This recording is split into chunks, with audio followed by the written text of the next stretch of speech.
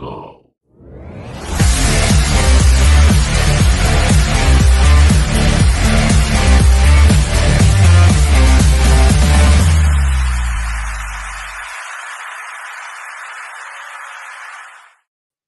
What is going on, y'all? Y'all already know what time it is. It is time for the most uncut, unfiltered, and uncensored sports talk show you will find on social media. Now, as always, you know how the game works. Be sure to click the one of the two links in the description of this video. If you're on the lookout for some new clothes, be sure to click on the tab be sure to click on the link that says Linktree No Mercy Sports and click the tab that says TrueVictory.com. They are veteran-owned, veteran-operated. They have a ton of awesome selections, whether it's t-shirts, gym bags, shorts, the list goes on and on. Once you've found what you wanted, be sure to use code No Mercy Sports 15 for 15% off your entire purchase.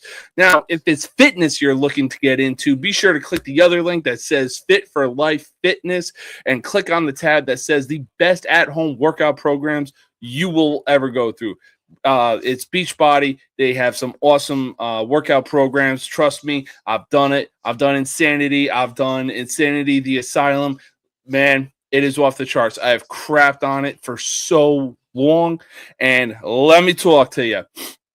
It has got to be one of the best workout programs I have ever tried in my entire life. You get pushed, but hey, you can go at your own pace, all right? Do not, as they tell you, do not sacrifice form for speed, all right? It's not about that. It's about going at your own pace and building as you go. Now, once you sign up for Beachbody, be sure to use code James K Body. That's James K Bravo Oscar Delta India for 15% off when you sign up. I'm telling you, they have some of the best workout programs from beginner to advanced, depending on your fitness level. They even have Pilates, they got yoga, they got everything. Now, let's get into it. We got a great show tonight. It's going to be NBA favored because of the playoffs that have been going on. The Knicks have been on a tear recently. We're going to get to that in just a bit. We're getting a fucking dynasty shoved down our throats that we didn't want in the first place, being the Oklahoma City Thunder. But can the Spurs play spoiler and keep the Thunder from repeating? Or maybe we see the Knicks win their first championship for the first time since 1970. Let's get into it, baby.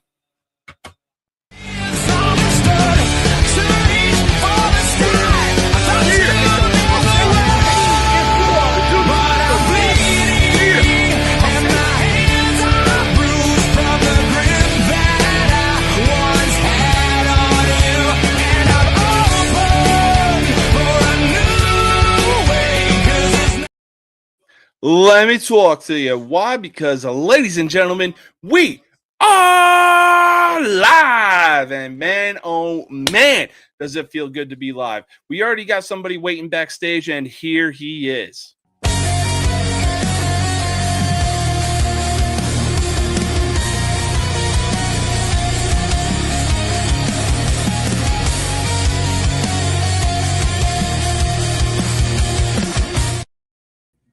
Terry, what is going on, my man? What you been up to?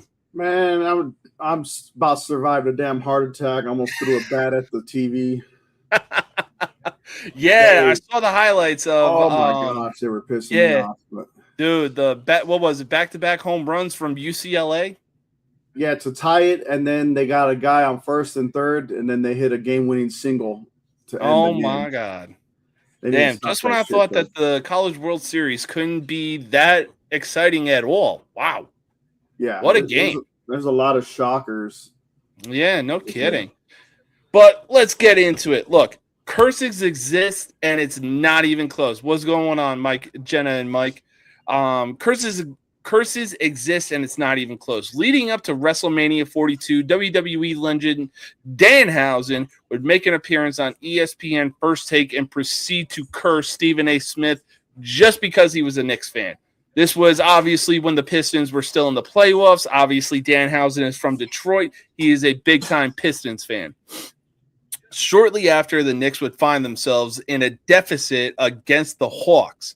A fan would reach out and pay Danhausen to uncurse the Knicks, and since then, the Knicks would go undefeated Is Danhausen showing that his cursing effect proves that curses are real? Oh, absolutely, 100%, no doubt. It's like the predictability of the Simpsons on their episode predicting the future. You know, this is pretty. Dude, I'm telling you, it has been insane, especially seeing how crazy Knick fans have been since the New York has advanced to the finals for the first time since 1999. They're excited. Now, don't get me wrong. They're excited that they're back in the finals, but at the same time, it's like, yo, you got to thank Danhausen for uncursing the Knicks. If he didn't do it, they would have lost to the Hawks. If for some reason the Knicks were to win the finals, they need to raise a Danhausen banner up in Madison Square Garden. Dude, I'm telling you, like, this is like Knick fans need to be on their knees right now thanking this guy, because they just the amount of blowout games that they have had since Danhausen uncursed the Knicks is absolutely insane. They beat the Cavs in Game 4, sweep them. I believe it was 130 to like 89 or something like that. Or no, 97. Then they blow out the Hawks. Like, Jesus. Don't get on his bad side. That's all we can say. Exactly. Don't get on his bad side. But hey, we got one more person waiting backstage. He is the host with the most villainous college sports take you will find on social media. Here he is. I'm a bad guy, the one you love to hate. Andrew Anderson, spitting truth that just can't wait. Got a podcast, like a punch right to your face. College sports villain, taking it over the place. I bring the facts whether you like it or not. Dropping truth bombs, giving it all I got. They call me a villain. Well, I wear that badge with pride. Nothing but secrets they try to hide. Hard rock in my veins, rebellious to the core.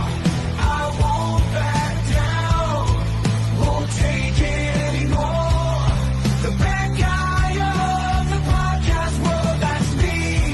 Unleashing the truth, setting it all free.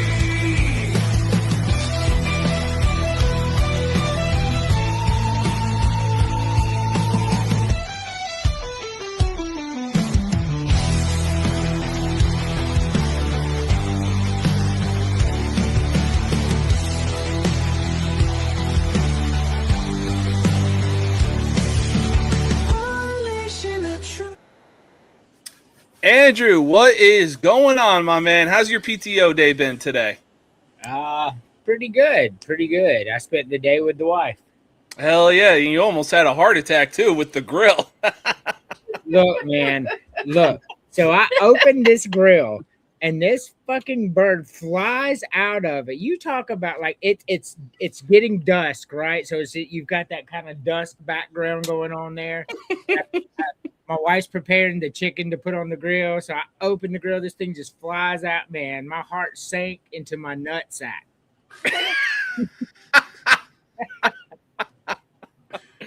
That is insane. And literal definition of like, what are the odds of something like that happening?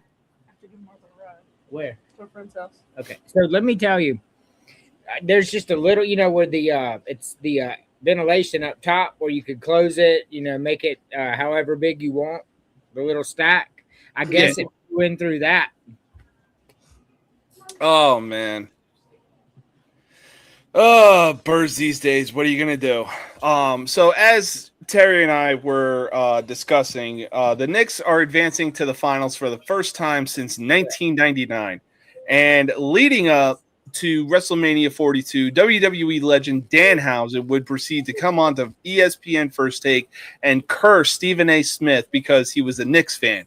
Obviously, it was known that Danhausen is from Detroit. He is a Pistons fan. He is a Detroit everything fan. But shortly after the Knicks finding themselves in a hole against the Hawks, somebody would go on to pay Danhausen money to uncurse the Knicks. And since then, they've gone 11-0. Is Danhausen showing us that his cursing effects are real? No. The Knicks are a good basketball team, and that's what we're saying. Dude, they were getting their asses kicked by the Atlanta Hawks, and then they go on a run. They've been undefeated. So the Atlanta Hawks were better than people gave them credit for, is what happened. Down the stretch, they went 42-13 the second half of the season after they traded Trae Young. The Hawks were a very good team. That's why you've seen the Knicks lose a couple to them. The Hawks got a good young core, but Danhausen cursing Cleveland is funny. I love it. Like, I absolutely like. I just cannot stand these Cavs. This compendium of Cavs, I just don't like them. Yeah. Let me ask you, if he could somehow curse 17 teams and plus whatever in the playoffs for the Lions to win the Super Bowl, will you be a believer then? Hold on, y'all. I was looking. I don't know. Hold on. Oh. Honestly, I believe him. Like, I know that everybody loves to say that WWE is staged, is scripted. Like, yeah, no shit. So, are you saying that movies in Hollywood are real? So are women's soap operas at daytime television, but we don't bitch about that because we're at work. But exactly. Like, damn. Like, but look, I honestly think that he had a very wasted debut when he debuted at the Elimination Chamber, but the backstage segments that he's been having since then are just pure comedic gold. Oh yeah, can't wait to actually. Well, I haven't seen much of his matches lately. I know he's been in a couple, but I would like to see more of him. I mean, he's entertaining. Like, he's like the Munsters, like the not all the way, but let's say like the Munsters version of R-Truth. I'll agree to that. Oh man! All right. So as I said, curses exist, and it's not even close. The Knicks are moving on to the finals for the first time since 1999, and the insane wave of momentum that they've been on, going 11-0 since they've been uncursed. Aside from making it to the finals, and possibly if they win the finals, will Manhattan cease to exist if the Knicks win it all? When's the last time the Knicks won it? 73? 70 or 73, I believe. That's wild. Especially as historic as that franchise is. Correct. That was 8 years before I was born. Oh, you look at in the 90s when the Red Wings finally broke out of their slump to win a Stanley Cup. Mm-hmm. And then hey, Carolina's moving on to the Stanley Cup. I don't give a fuck about Carolina, and I really don't give a fuck about the Red Wings, man. I do not like them at all. I hope they lose every game. All right, well, okay. Hey, the good news is another Canadian team is being shunned of a Stanley Cup. This fuck the Canadians. Up then. When the Blackhawks finally ended their Stanley Cup slump, is that better? Yeah, that was pretty sweet to see 3 in my lifetime. By far the most successful favorite sports team that I have. The Braves are right behind them with 2, and the Falcons and Hawks are never going to get me one. So, it'll be all right. Well, not with MPJ or friggin' Tua turn the ball over. And you're still waiting on, just like you're waiting to actually physically see the Gamecocks win a football natty. Yeah. Don't hold your breath, though. I mean, we'll get there before UCLA will. But we still have one in the bank, though, from a long time ago. Oh, yeah, way before you were born. We talking lifetimes. I said I've seen the Blackhawks win 3 in my lifetime. The Braves 2 in my lifetime. You have not seen UCLA win a natty in your lifetime. Yeah, but I saw the Kings win 2. Diamondbacks win 1. Saw a basketball national championship. Saw a baseball national championship. So who was the star when your Kings won the Stanley Cup? Jonathan Quick in the goal. He set records for both times for his save Martinez, percentage. Kopitar. Those Yeah, Kings like- teams were insane. Yeah. Absolute man. That was like the Patriots. Those Kings teams. I mean, what they put together, that shit was just. I mean, it was a brilliant. Whoever the GM was, obviously, I don't know back in those days, but whoever he was brilliant. Yeah. No, Yeah, he's no longer there, though. I think he got fired now. I think it was Rob Blake, actually. But then he just started I don't know, he just started liking getting first-round eliminations 4 years in a row to the Edmonton Oilers, and then this recent one to the Avalanche.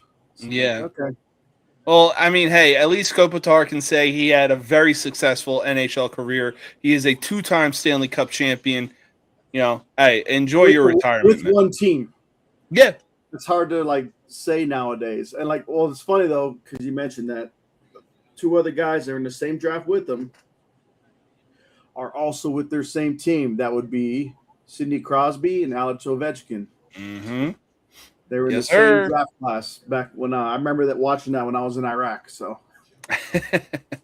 Damn, I was in San Diego when I saw the 2014 Stanley Cup playoffs, and I'm like, I bet the Rangers are actually going to do something because I'm like, all right, fuck it, Rangers, New York. I know the Blackhawks got eliminated, but I'll root for the Rangers.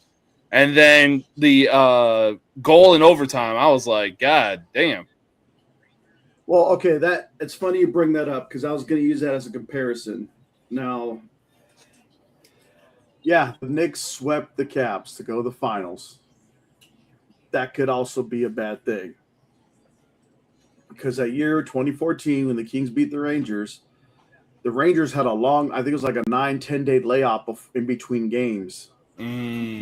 So, I mean, I'm hoping they're getting their time in with practice to kind of keep everything, not nice and loose.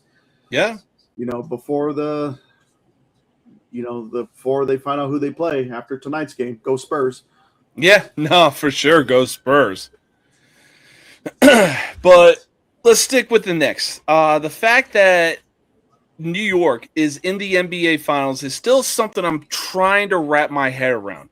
Because for the last 53 years, Knicks fans have had to suffer for so long, whether it was losing in the finals to the San Antonio Spurs in 1999 or just getting to the playoffs, losing to LeBron James, getting to the playoffs, losing to the Hawks, the friggin' Pacers, so on and so forth. Knicks fans have it so bad right now, and it's not even close. But right now, this team is looking like they could actually do something and possibly deliver a championship for the first time since the 70s. And Jalen Brunson is the maestro right now. If the Knicks win the championship this year, will Jalen Brunson cement himself as one of the greatest Knicks players of all time? Yeah, he's already there, I think. I mean, let's not act like Patrick Ewing got. Oh, no, for sure. Patrick Ewing is for sure. Like, any of the Knicks players in the 90s and 2000s, Patrick Ewing, Latrell Sprewell, Larry Johnson, who was it? Last name was Houston. Charles Oakley. But, Yep. but my point is, Patrick Ewing is a Knicks legend, and he did not get a ring. Yes. I mean, you have to apply that same logic. Brunson definitely, man, what he's meant to that franchise, and he's taken them to the finals, whether they win it or not. He has led them there in this league. That's impressive. He's an all-time Knicks. Yes, I'd say top 5 all-time Knicks. Would you say it's kind of reminding you when Iverson took the Sixers to the finals, when a lot of people kind of wrote them off against the Lakers? Is it kind of giving you that same sort of feeling, like one guy carrying the team? So if you get out there on no, the Knicks are very talented. I don't feel that way at all. But if you get out there on Twitter, man, it's completely divided. People think the Knicks are going to win, and then everybody's like, already, whoever wins Game 7 of this is going to beat the Knicks. I don't know, man. If he does win one, I mean, don't you have to put him higher than Patrick Ewing? Can we stop talking about Patrick Ewing at that point and put it on Brunson? Yeah, I'd easily say so. Like, Patrick Ewing right now is easily the greatest Knick of all time. But if Jalen Brunson delivers a championship ring to this franchise, then yeah, I will easily put Brunson above Patrick Ewing. I will. I mean, I will too. Like, if he brings them a championship, I mean, it's hard to say he's not the greatest Knick of all time. Would you put Bernard King above Patrick Ewing? Yes. Patrick Ewing was so overrated. Look, I'm not going to hijack your show because I could go on about hours and hours about Patrick Ewing getting eat up by everybody who play. I mean, we talked about he's a great man. I watched Dominique Wilkins eat him up. I watched Moses Malone. Scottie Pippen posterized this dude. Yeah, come on, man. Give me a break, man. Ewan got posterized all the time, man. That dude. He should be in the Hall of Very Good. That's where I think he should be.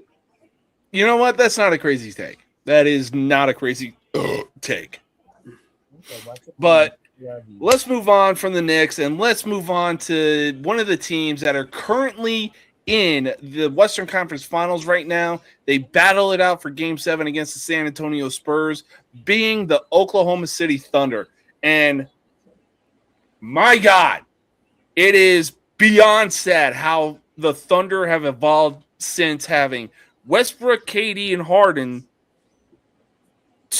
from a big three that was widely considered to win multiple championships to now being a dynasty forced down our fucking throats that we didn't want in the first place. Don't get me wrong. I like the Thunder, but this literally feels forced. But pump the brakes on the dynasty talk. I'm gonna go ahead and stop you right there, man. Like they got to beat the Spurs and then the Knicks before we can start talking dynasty. I mean, they got a ring, but like this, they got to make it. They're currently down 10 at home to the Spurs in a Game 7. I mean, I'm not ready to talk dynasty yet. No. Well, I mean, I was gonna say, look, I know that they're the defending champs and everything like that, but they're back in the Western Conference Finals, and on top of that, they literally wouldn't be there if the refs were, making all these calls for them. Fucking SGA is literally turning into the toys from Toy Story of like, oh, Andy's coming, and just flops. I wonder where you learned that from, right, LeBron? Fucking A. But our KD, Harden, and Westbrook showing they are the biggest modern-day big three fumble in NBA history. I mean, not for KD, I don't think. So yeah, I mean, absolutely it is, man. Look, man, you think about all the big threes. I mean, LeBron got one, the Celtics got one, you know what I mean? The Spurs got one, the Lakers got one. But they didn't. I mean, that's definitely the most disappointing big three that I remember. Like, I couldn't put nobody above that because those three not winning the title is fucking crazy, man. That makes no sense at all. Yeah, it really doesn't. And, like, they came so close when Harden and KD were teammates on the Nets, but failed to do anything. It's not easy. It's not easy to win a title, and a lot of people don't understand that. And they shit down LeBron because he's 4-6. And hey, I that's why he's not the GOAT. I mean, I agree with you on that. However, the fact that he went to 10 and won 4, that's the accomplishment, not that he's lost 6. Because how many people would kill to be 4-6 in championship games, saying in their career they went to 10? Yeah, you know what I mean. So, but as far as SGA, he's the best player in the league. As far as the flopping goes, man, that's how the game is played today, and that's shitty as hell. I agree with you 100%. Every single player does it now. It's not just SGA. It's not just LeBron. Jokic does it. That big bastard falls down from 7 foot. What are we doing here? So that's just have you seen this dude's relatives? It's like, or his brother's like, bro, you're flopping. God damn, your brothers. Oh my God, your brothers will say this, though. underbullied you. I will say this, though. One of the OGs to probably do the flop in the early 90s was Vlade Divac with the Lakers. You got to see some of that footage. It's like he was doing it before LeBron was even probably in middle school. I'm going to check that shit out for real. Rodman used to do it too, man. That shit would be funny as hell because what would happen, they would keep calling fouls on him. And so what he would do is when somebody barely touched him, he'd go flying across it because that's, they were over exaggerating his stuff. So he did it every time. And you got to go back in the Pistons era. Yeah. Well, here's the thing. With Rodman, you knew you were going to get at least 30 rebounds from him. And the dude was probably going to put up, at best, 10 points. That's all he needed, though. I mean, as long as he got those rebounds and start setting up the play going the other direction. Exactly. And the thing I liked about Rodman, he'd always go against guys like Shaq, Barkley, Malone, like guys that are a lot bigger than him, but he still somehow knew to get in their heads and everything, frustrate them for the most part. So, I mean, it was I mean, this is a dude who, when he was going up against Karl Malone, when MJ was shooting free throws, bro had his back to Karl Malone because he knew MJ was going to make those free throws literally 9 out of 10 times. Mm-hmm. So, Man, the Spurs just gave OKC 3 straight open 3 looks. I mean, they missed the first 2, they nailed the last one. Oh, my God. But Wemby just posterized somebody. I don't know who that big white boy is, man, but he posterized him. Oh, is it Holmgren? It might be. Yeah, What's the if it's score right Holmgren, now? I honestly wouldn't be surprised. All right, gentlemen, we're going to take our first commercial break. When we get back, we're going to be talking some more NBA. We're going to be discussing the Thunder again, and we're going to be talking about the alien that is Victor Wembanyama. So stay tuned. We'll be right back.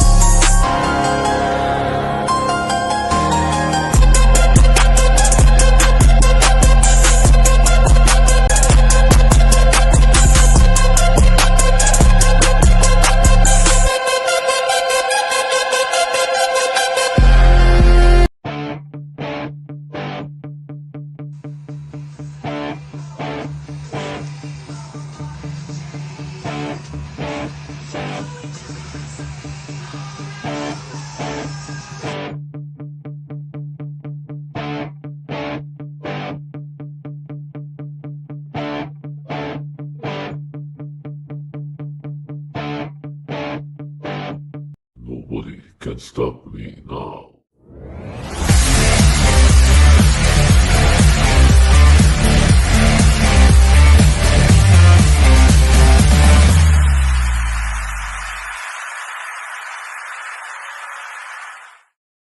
All right. Welcome back, y'all. Welcome back.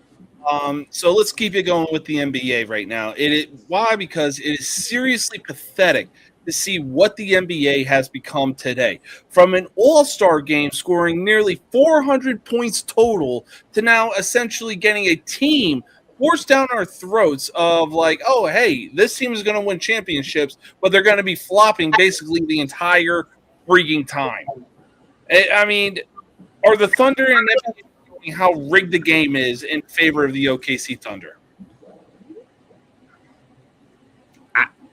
I don't know, man. If it was rigged like that, we wouldn't be in a game 7 with the Spurs up 27-18.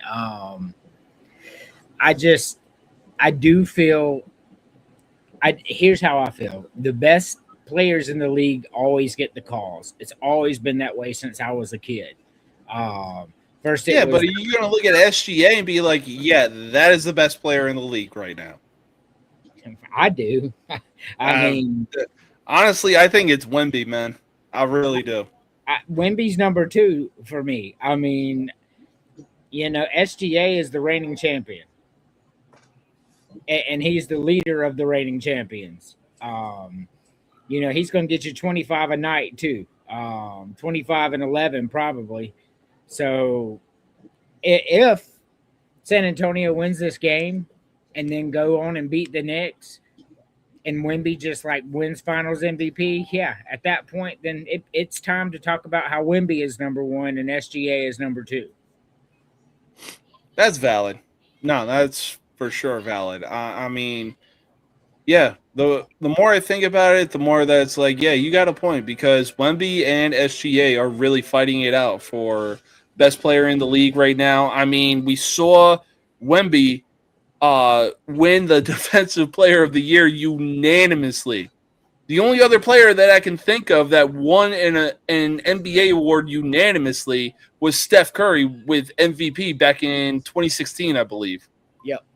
And that was awesome. Yeah. No, it's absolutely crazy that this kid is 7'4". Like, kiddo, you got to put some freaking muscle on your frame if you want to be dominating the league. Like, at least, Giannis Antetokounmpo type muscle. I mean, I guess let him be. It's been successful so far. I mean, you act like he's built like Manute Bol from the early 90s. He's not, sir. No, I mean, look, yeah, he's 230 pounds, very lean, but at the same time, like, I mean, Manute Bol's biggest muscle was his kneecaps. Still, though, like, bro, if you want to dominate the league, you got to put on some friggin' muscle, man. But speaking of Wemby, like, this man is 22 years old, 7'4", and won the Defensive Player of the Year unanimously. Regardless of how things turn out for the Spurs this postseason, is Wemby going to be putting the league on notice for the next 20 years? So, Wemby stats: 25 points a game. That's good for 13th in the NBA. Rebounds 11.5. That's 4th in the NBA. 1 steal a game, 3 blocks a game, 29 minutes per game. Nah, he ain't putting nobody on notice till he ups that. Yeah. I mean, scoring 13th in the league is not going to make you MVP or the best player. He's going to have to do better than that. And you're 7'2" and you're 4th in rebounds. That actually makes a little more sense, because the ball, if it bounces low like it does sometimes, that actually takes the advantage away from him. But no, he ain't there yet. No. A scenario what I would like to see play out, if they're trying to do a Twin Towers 2.0, they got to draft that 7'6" center out of University of Florida. Yes. Draft. Yes. Man, 100%. You can't have 2 big men running down the floor with a team like OKC. They wouldn't make it back down in time to play defense. I mean, it worked for Duncan and Robinson. I'm just saying. Those dudes were not that fucking tall, and those dudes could run. Look at them. I mean, well, keep in mind the center from Florida is built like a brick fucking house too. I mean, it's different, man. Like, Tim Duncan could hustle, David Robinson could hustle. You don't see Wemby like full sprint running down the court, man. No, for sure. And I mean, his jog is probably our full sprint, though, as long as he is. Easily. Yeah. Easily. I'll 100% agree to that. That's Looking like Jack Skellington running down the court. that's a big man. Yeah. He is. The fact that he's 7'4", I'm like, there is no freaking way. Yeah. But as soon as I looked him up, I'm like, well, son of a bitch. It's wild, dude, man. It's just he does, man. He's out there running, looking like something from a Tim Burton cartoon, dude. Like, what are we doing? But no, he's definitely one of the best players for sure. But I don't think he's better than SGA now. His next rebound, he better go, what's this? What's this? If he does, bro, that shit will fucking kill me. That'll kill me. I swear to God. But yeah, let's move on from basketball, though. Let's talk about the NHL Stanley Cup playoffs. The Stanley Cup is set as the Carolina Hurricanes do battle with the Vegas Golden Knights. And the Knights are coming off a sweep against the best team in the regular season, being the Colorado Avalanche. I've said it before, and I'll say it again. It doesn't matter how you start. It's about how you fucking finish. I get it. Being the best team in the regular season is one thing. But when you make it to the conference finals and proceed to get swept, well, that just rubs me the wrong way. Phrasing. Did the Avalanche show why that it's not about how you start, it's about how you finish? I mean, it's not just them that have done that before. You look at the 2012 Vancouver Canucks. Sorry, folks. They had the best record going into the playoffs, and they proceeded to lose the first round. Almost got swept. Mm-hmm. Yeah. By yours truly.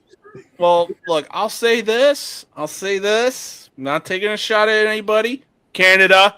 But maybe Nathan McKinnon was still having nightmares from, the gold medal game against USA in the Olympics. Wide open goal. Johnny Gaudreau.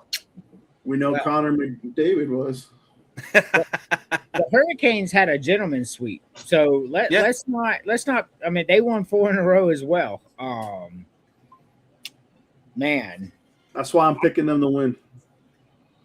I am too. I think I'll the say Hurricanes. that right now. I think the Hurricanes are better. You watch what they did, who they played in the playoffs, and how they just purely dominated the Canadians. Yeah. I mean, it was brutal. They were faster, bigger, faster, stronger, and it was crazy. And I think they're bigger, faster, stronger than Vegas too. So give me the Hurricanes in 6. Ooh, okay. I'll say 7 just to make it exciting. Mm.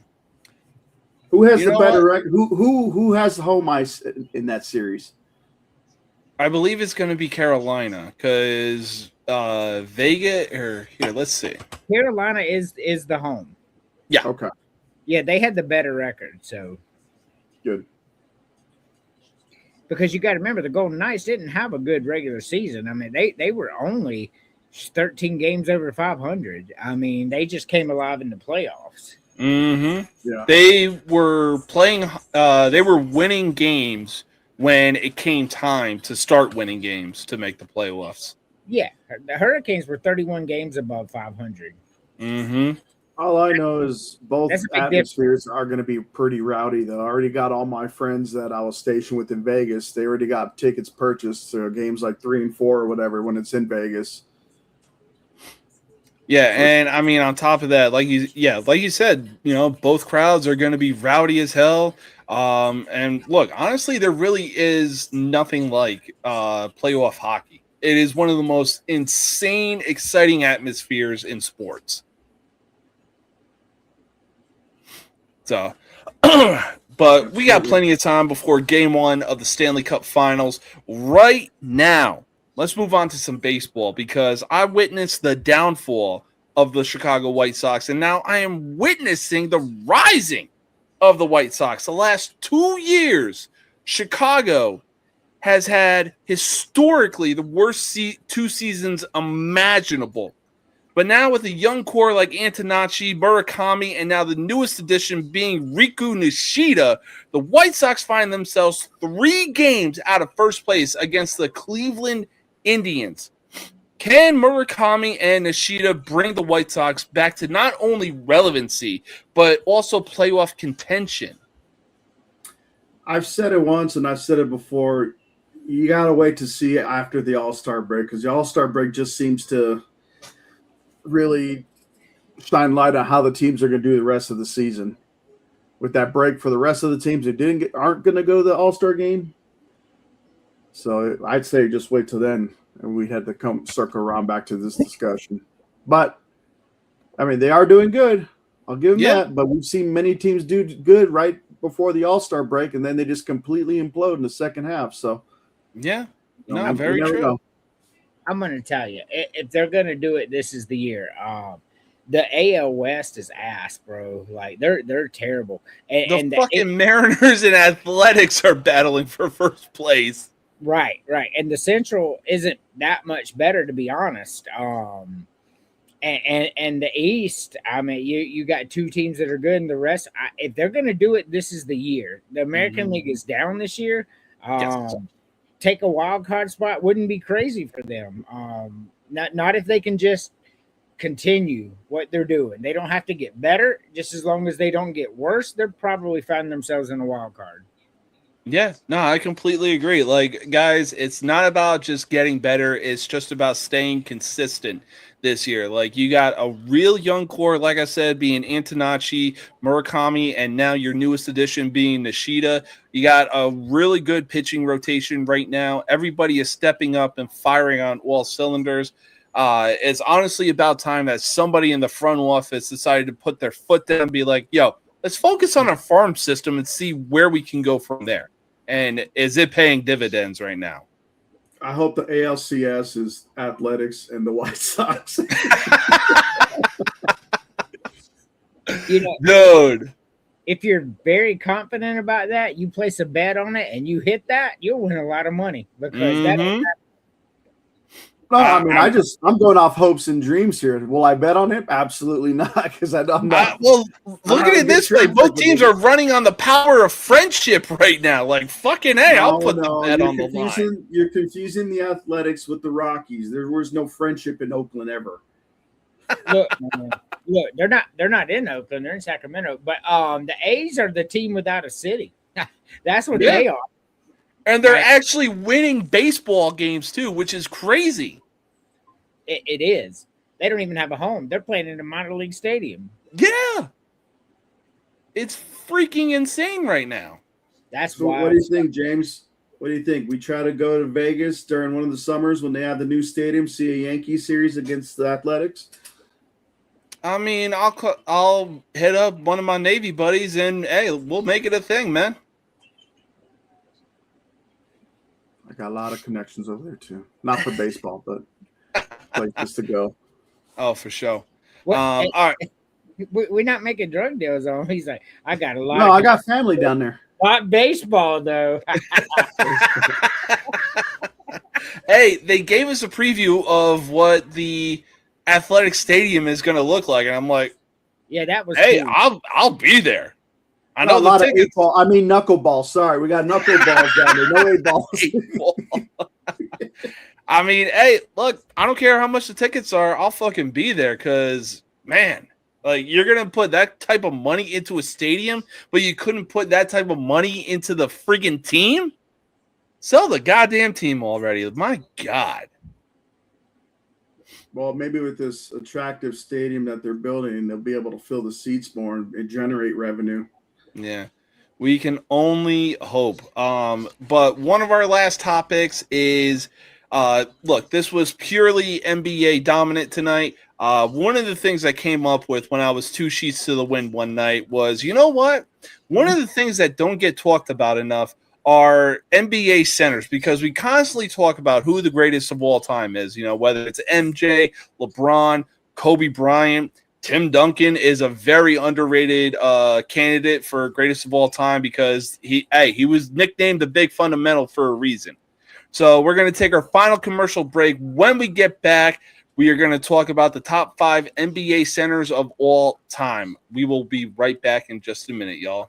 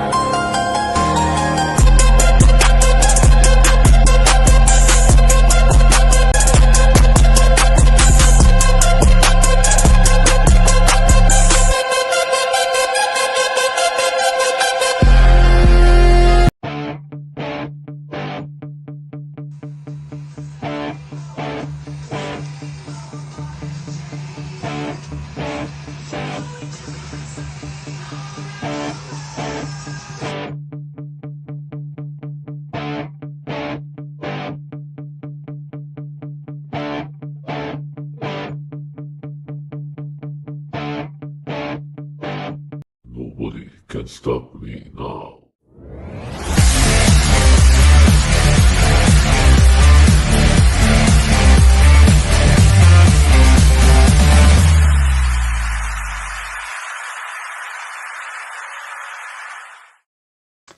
All right. Welcome back, y'all. Welcome back. Before we get into the final segment tonight, I want to thank the 62 people that are tuning in for tonight's show right now. Shout out to every single one of y'all. But let's talk about it. Honestly, in my opinion, one of the most underrated positions in NBA has got to be a center because they really don't get the recognition that they deserve because obviously we've seen guys like Vince Carter, Jason Kidd, Dominique Wilkins, Michael Jordan, Kobe Bryant. The list goes on and on. But so social media, what do you want to talk about? This is my top 5 list of the NBA centers of all time. I know there's a name on there that is probably stirring somebody the wrong way right now. Oh, there's 2 of them I could think of. Well, no, one at least. Okay, who's the one? Well, Ben Wallace. Yeah, I figured that would stir you the wrong way. He was okay. Yes, he was a great defensive center. But like those other names on the list, you could see them kind of playing both ways. Like Shaq could play defense. Shaq could also play offense. Ben would pass the ball off to his little brother Rashid or older brother, whatever. And yeah, I could agree with Kareem. I would probably leave Hakeem on there, no doubt. Yeah. If I'm gonna replace Ben, I'd probably replace him with Wilt. Now, is it from top to bottom, or is this just your top 5, not in any particular order? It's kind of like no particular order, but also like, yeah, from top to bottom, I think these are my top 5 NBA centers. And honestly, you know, Ben Wallace really deserves some serious flowers. Like, this dude was going to give you this dude was a modern day Dennis Rodman. He was going to give you the nastiest 10 points, but also double, like damn near 20 rebound night. This man was doing full palm blocks on prime Shaq. and he was 6'9". Okay. One-on-one. Well, first of all, probably the lowest scoring one-on-one ever. But if you're gonna have a 1v1 with Ben Wallace and Rodman, who wins? Ooh, see, that's where things get tricky because both men were so like, man, they were just so good at getting inside your head and just playing physical basketball. Like they knew what their job was. Honestly, forget a game to like 10, 11, 12, 21. This is going like I'll even say just make the final score either 3 points or 5 points. So a couple of things though. Ben Wallace was actually 7'9" with the afro. Oh yeah, that's He was true. 6'9" with the shaved head. Dude, Yeah. you mentioned earlier, and I was trying to say it earlier though. It's not that the NBA center is underrated. It's just that for the longest time the position sort of died off as far as its value. Yeah. Compared to like the early 90s, early 2000s, it was still a vital position. But All right. What's that? No, so I have my top five. I thought we were gonna do 5, 4, 3, 2, 1, like the old days. But I'm gonna read my top five to you because like we have differences of opinions in some things. Yeah, go for it, man. Number one, I have Shaq as well. Shaq is the most dominant player I've ever seen in my entire life. And this man was operating at 75% too. Yeah, for sure. Shaq is number one. I got Kareem at number two. Kareem Abdul-Jabbar, what he did, even though I got to watch him as a kid. He retired in '89, so I got to watch Kareem a lot. He was really, really good. He deserves to be number two here, and we talk about him in the GOAT conversations, and we should Shaq as well. Number three, I got Hakeem Olajuwon. Man, this dude, when Michael Jordan stepped out, it was his league. That's exactly what happened. And that tells you, because you had all those great players that never won anything, right?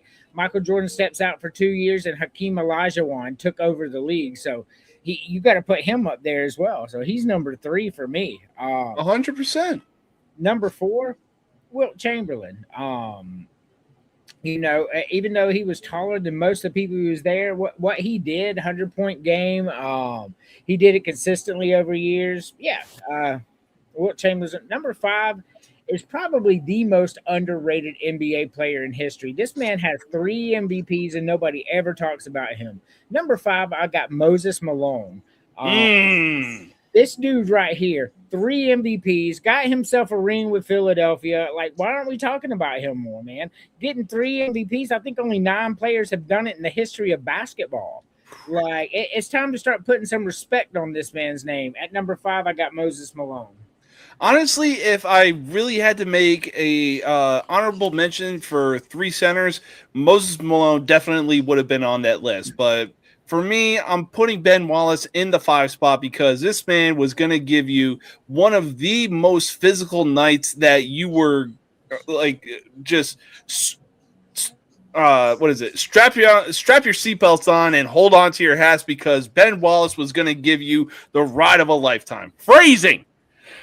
This man was gritty. This man went to a gritty team that knows a thing or two, where arguably one of the most famous people from there is Eminem. And this man grew up in the freaking ghetto. But yeah, I'm giving Ben Wallace his flowers because he was a multi-time defensive player of the year back when it actually meant something to be a defensive player of the year. Look, this is your show. And far be it for me to call crazy talk, but you're the only person in the history of basketball that would put Ben Wallace over Moses Malone. Hey, if you think this list is crazy, wait until next week. Hey, look, I put one of your lists up today, man. Hold on, I'll tell you which one it is, man. They were roasting it. I tagged you in it, I'm sure. Was it the college football team? Yeah, underrated college football teams of all time. No, undefeated. Yes. This guy said tripping big time. No, Bro, it took me a minute to decide what OAT was. I'm a little slow. Yeah, like I'm talking about the year. Like the fuck you mean? Like if you really got to think about the number that is in front of the team, I'm talking about the freaking year. No, that's not what you're talking about. Definitely tripping and stumbling. That Well, is no, awesome. what's crazy to me is people are really thinking that 2019 LSU could beat the 2001 Miami Hurricanes. I'm like, no! The fucking defense alone would give Burrow, Chase, and Jefferson nightmares for days. I don't know, man. I don't know. I understand. I'm sorry, but 2019 LSU's defense is not stopping the offense that the 01 Canes had. And I don't think Miami's defense stops LSU either. I think that would be a hell of a game right there, to be honest with you. Yeah. I can't pick which side would win that game because that LSU team scored at will in the SEC, and that shit's hard to do. So it's hard for me to say that. So I would pay money to watch that game. Oh, same here. Somebody actually said that a real good game would be the 2005 Texas Longhorns versus the 2001 Miami Hurricanes. That would be a hell of a game, if you ask me. It was hard to stop Vince Young. It was. He was so fast. This was a dude that took down a high-powered USC offense. How do you do that playing quarterback? Yeah. I would say, okay, I actually thought about that one the other day. I think a fun matchup to see would be, you said the 05 Longhorns with Vince Young versus the 2010 Auburn with Cam Newton. Ooh, yeah, that would be – I'd pay money to see that because Newton carried that team. 2005 Texas wins that game. But is it a close game, though? I mean – probably, it wouldn't be as close as the USC Texas game was. No, yeah. The problem with that Auburn team is their defense was really bad. They literally just outscored everybody, and it's hard to outscore Vince Young when their defense is the number one defense in the league that year. I don't know, man. I don't think Auburn wins that game. I was going to say There's one dude and one dude alone on that Auburn defense that I can name that actually got drafted into the NFL. Nick Fairley. And he was a monster, boy. Was he? An absolute beast. But to go with Andrew was saying, so 1 through 4 I agreed with on him as far as the centers go. My fifth one would probably be Bill Russell. Ooh, yeah. And the Celtics. That's valid. 11-time NBA champion. I'm pretty sure he's more than likely a double-digit NBA MVP as well. And then on top of that, like, bro is the literal reason why the Celtics have almost 20 championships to their name. I mean, he won 5 MVP awards. Okay. I mean, that's great. Yeah. But the teams weren't even. Yes. And then obviously you have the Larry Bird Celtics, which honestly, the Larry Bird Celtics and the Magic Johnson Lakers saved the NBA in the 80s. It definitely brought eyes back to the sport. Yeah. Because, like, you were seeing some, like, real physical basketball being played. Larry Bird, probably one of the most underrated NBA trash talkers of all time because this man was a killer. I don't think he was underrated. Most people, including Michael Jordan himself, said he's the greatest trash talker he ever heard. Well, like, I mean, if you looked at him, you're just like, this guy is going to get in my head? Fuck you mean? Who the fuck heard of Indiana State? Exactly. What the fuck's a sycamore? Is that a sickly dog? Exposed his entire game plan and still scored. He put up 30 left-handed just because he was that bored. Yeah. Man, Larry Bird, I love Larry Bird. I do. I watched him play. I got to watch him play. I love Larry Bird. This glazing that people have that Larry Bird is 2 or 3 on the all-time list, man. Y'all tripping. Like y'all tripping hard. I love me some Larry Bird. But he like we like to talk shit about The Rock and not put him in there because he didn't do it long enough. Well, neither did Larry Bird. I was gonna say, would you at least have Larry Bird in your top 10 of greatest of all time? Top 10, yes, he's in my top 10. Okay, that's valid. That is valid. But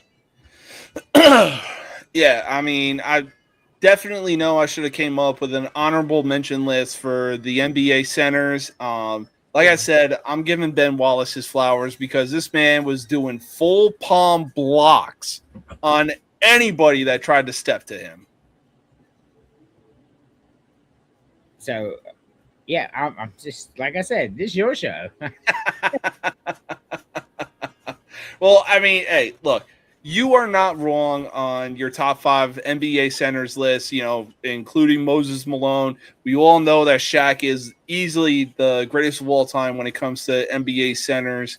And then obviously I had to throw in David Robinson just because this dude was built. And the fact that he actually served too, like, you kidding me? 7 foot tall, and you served in the freaking military. You better thank God that you weren't a submariner.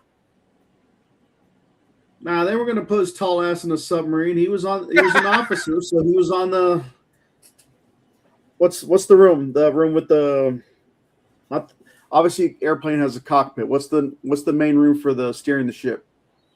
Oh, I know it's a job, but quartermaster? Well, like the room itself, what is it called? Like, because I'm pretty sure that's the only room tall enough to hold him. Probably that, or he was probably on the flight deck. You kidding me? I'm dying. Y'all are killing me. My dude said the quartermaster. Nah, bro, he's the one that punishes people. Well, that was a legitimate job. That's a legitimate job in the Navy. They are literally steering the ship and being like, okay, which direction do we go in? Oh my God. Just it's the bridge or command deck, if you want to call it, whatever. Thank you. I mean, I'm lying because, like, I'm sitting here, I know exactly. I'm like, it's the bridge. I'm just command. And then y'all was like, whatever that's called. James is like, quartermaster. I'm like, nope, that's the person, but good try. That was the job, but also, honestly, yes. didn't know. That's all I was asking. I was like, what is this called? I'm like, I've heard it before, but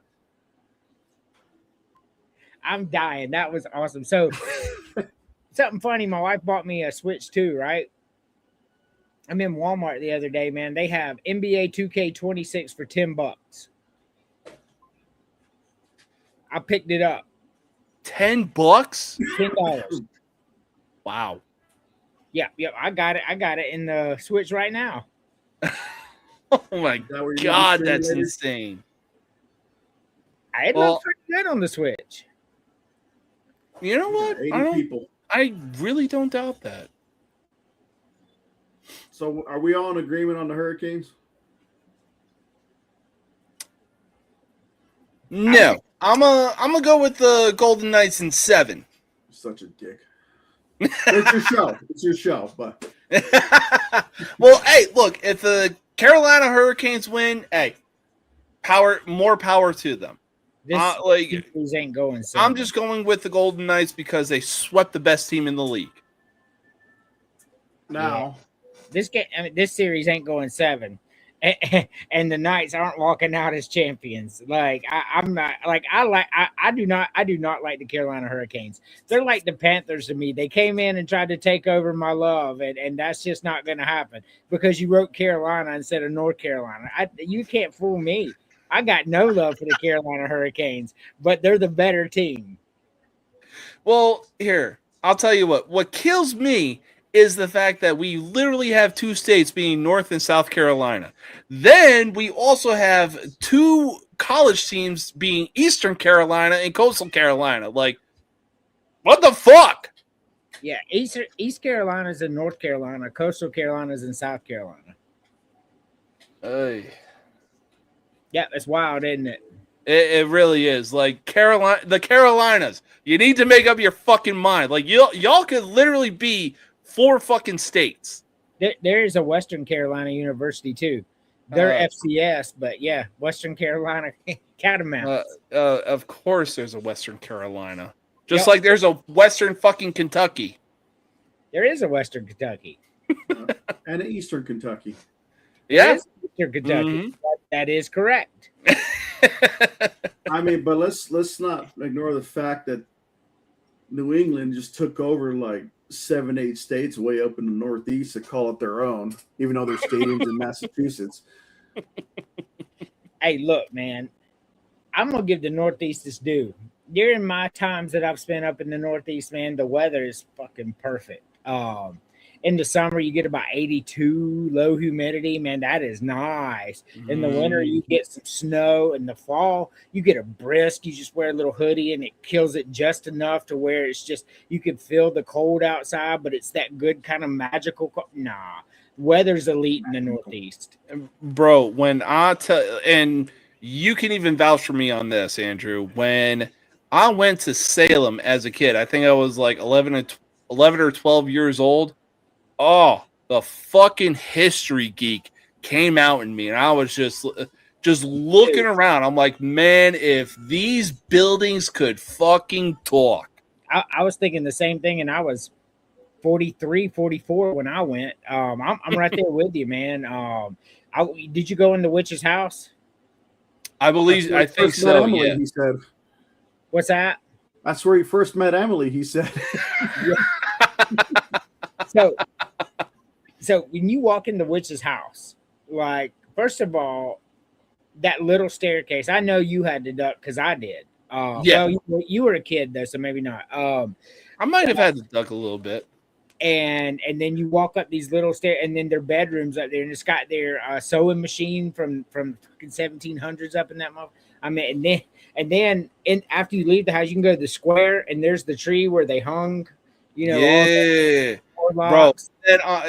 And the cemetery is right beside it. Like, and they'll walk and show you where these famous people were buried.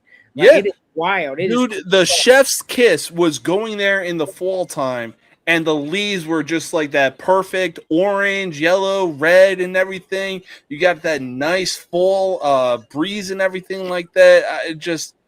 Everything and anything about Salem is just pure perfection when you go there in the fall time. So I went in June, and it was still, let me tell you, like, I'm going in the fall. I'll get to that. I'll talk to y'all after the show about that. But we went in June. I'm standing because we got a house on the beach. We rented while we were, it's in Boston. Salem's real close, like 15-minute drive, whatever. Yeah, from where we were in Boston, and I'm standing on the beach June 6th. Now, June 6th in the South, it's 98 degrees, 100% humidity here in South Carolina. It's just awful. Yeah. So I'm standing on the beach in Boston, Massachusetts, June 6th, going, it's 54 degrees, and the wind was cutting through me. Elite. Yeah, the Atlantic Ocean is right freaking there. Yeah, we were standing on the Atlantic Ocean. It's elite, man. Middle of summer, June 6th. And it's 50 degrees and still chilly out there. It doesn't get more elite. I hate the heat. That's the only thing I can't stand. Well, not the only thing, but it's the main thing I can't stand about the South. It's too damn hot down here. Like, I hate summer. I want to enjoy summer, but I cannot. I cannot walk outside without drenching sweat. It's awful. I will say this. I've been seeing a trend on your Twitter page, say one nice thing about this state.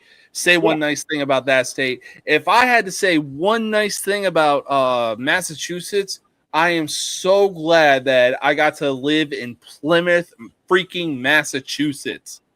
Because, man, downtown Plymouth was like that. We got to see the I don't care how many times I saw the Mayflower. It was just that awesome to see that many times. We also got to see Plymouth Rock and everything like that.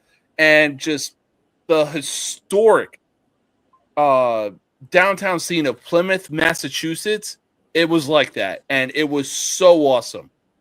Except for the fact that I was a Yankees fan at the time.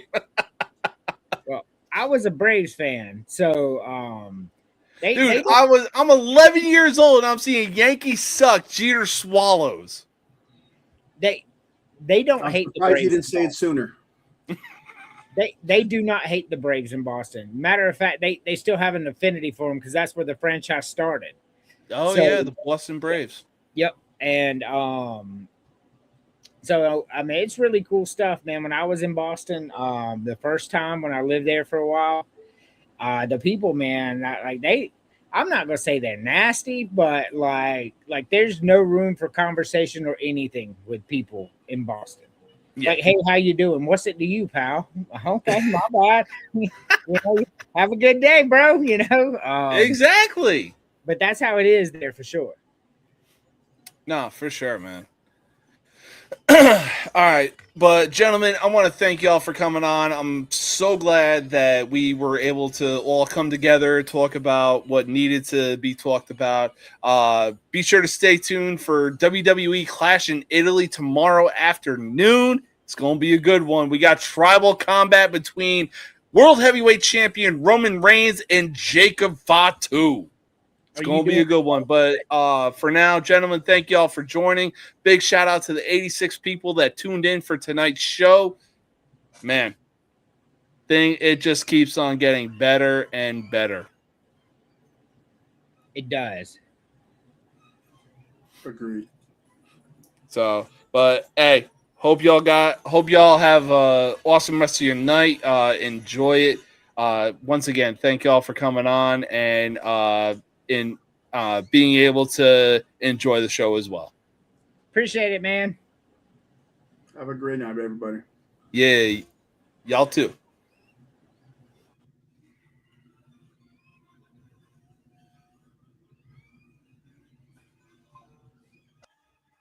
There. All right. So, like I said, be sure to tune in tomorrow afternoon for WWE Clash in Italy. World Heavyweight Champion Roman Reigns defends his title against Jacob Fatu in tribal combat.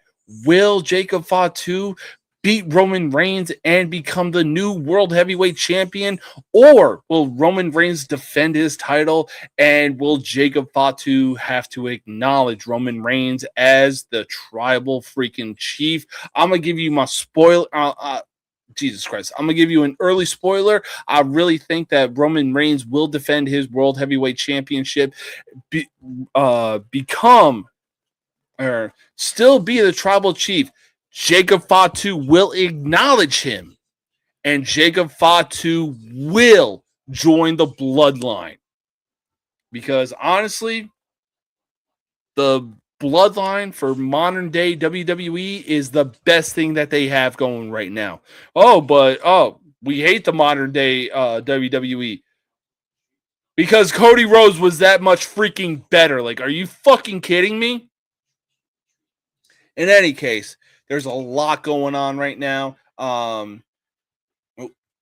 a TV stand set up. I got my game set up. I'm currently playing what is it called? Borderlands right now. Honestly, one of my top 5 video game of all freaking time. I'm going to tell you that right now. So, I'm going to beat Borderlands, but I'm going to run it back with y'all. I'm going to do a live session, bring you all on the journey of playing Borderlands. It's going to be a fun time. It's going to be an awesome time.